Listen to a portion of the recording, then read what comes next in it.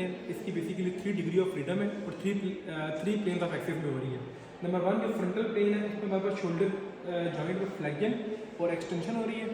उसके बाद जो हमारे पास सैजिटल प्लेन है उसमें शोल्डर की एबडक्शन और एडक्शन हो रही है। और जो हमारे पास लास्टली कॉर्नर प्लेन है उसमें शोल्डर की इंटरनल रोटेशन और शोल्डर की एक्सटर्नल रोटेशन हो रही है। जो स्टर्नोक्लेविकुलर जॉइंट है उसमें बेसिकली 3 डिग्री ऑफ फ्रीडम है।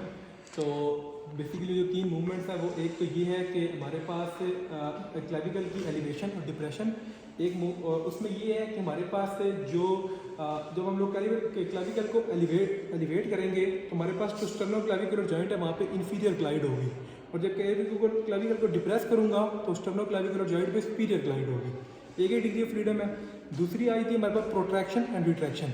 अब जब मैं क्लेविकल को यूँ प्रोट्रैक्ट करूँगा तो हमारे पास जो इंटीरियर ग्लाइड होगी स्टर्नोक्लेविकुलर जॉइंट के ऊपर, और जब क्लेविकल को यूँ रिट्रैक्ट करूँगा तो हमारे पास पोस्टीरियर ग्लाइड होगी स्टर्नोक्लेविकुलर जॉइंट पे।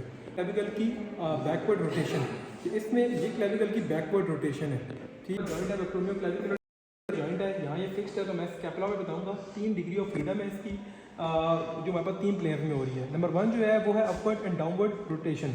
अपवर्ड एंड डाउनवर्ड रोटेशन में हमने विजुलाइज करना है इंफीरियर एंगल ऑफ दी हमारे पास स्कैपुला को। अगर inferior angle of scapula move करे आउटवर्ड तो फिर हमारे पास ये अपवर्ड रोटेशन, और जब ये मूव करती है डाउनवर्ड तो ये होती है हमारे पास मतलब डाउनवर्ड रोटेशन, इंफीरियरली जब मूव करें।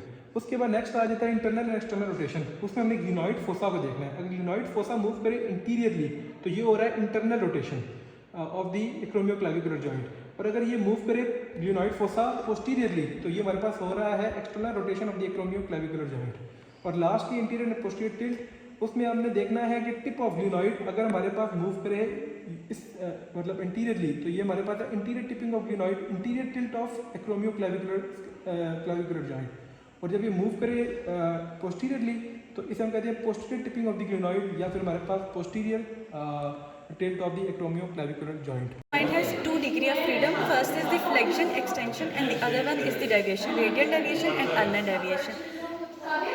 Trapeziometacarpal joint.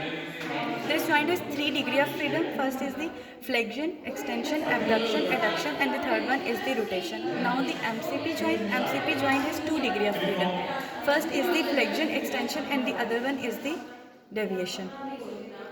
Now IP joints, PIP and DIP both have 1 degree of freedom, which is flexion extension.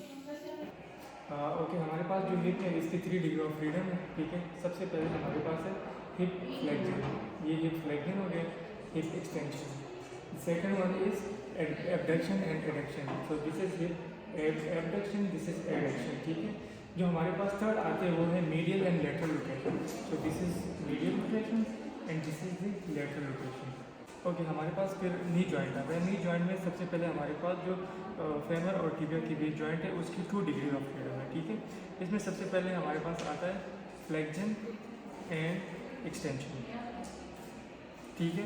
दूसरा हमारे पास आता है मीडियल एंड लेटरल, लेकिन एक स्लाइड मूवमेंट्स होती है। पेट्रोलोफेनोलर जॉइंट, ठीक है, इसमें हमारे पास 3 डिग्री ऑफ फ्रीडम है। एक अगर हम यहाँ पे फ्लेक्जन करते हैं नी पे, ठीक है, तो हमारे पास ये एक्सटेंशन में चला जाता है, एंड अगर हम इस पर एक्सटेंशन करते हैं तो ये फ्लेक्स हो जाता है, ठीक है। दूसरा हमारे पास है डिग्री ऑफ फ्रीडम है, वो है medial shift and lateral shift. जो हमारे पास थर्ड है वो है medial rotation and lateral rotation.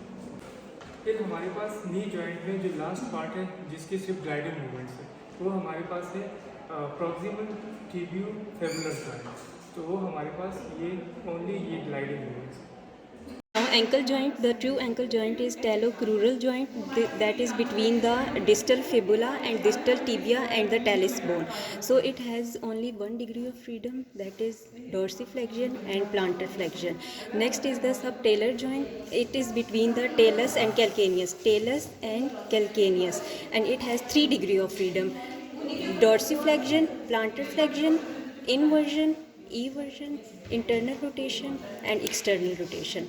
Next is the mid-tarsal joint, that is talonavicular joint and the calcaneocuboid joint. Talonavicular joint is between talus and navicular bone, and the calcaneocuboid is between the calcaneus and the cuboid bone. It has 2 degree of freedom, that is plantar flexion, dorsiflexion, inversion and eversion. Next is the first MTP joint. It has first MTP joint. It has 2 degree of freedom, that is dorsiflexion, plantar flexion, abduction and adduction. 2 to 5 MTP joint has again 2 degree of freedom, that is dorsiflexion, plantar flexion, abduction and adduction. And then interphalangeal joints, that is proximal interphalangeal and the distal interphalangeal. It has these both have only 1 degree of freedom, that is flexion and extension.